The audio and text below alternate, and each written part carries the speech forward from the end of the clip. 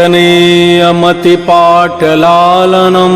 काञ्चनाद्रिकमनीयविग्रहं पारिजाततरुमूलवासिनं भावयामि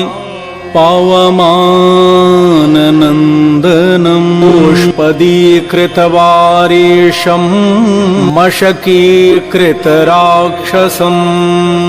रामायण महामालारत्नं वन्दे अनिलात्मजं यत्र यत्र रघुनाथकीर्तनं तत्र तत्र कृतमस्तकाञ्जलिं बाष्पवारि परिपूर्णलोचनं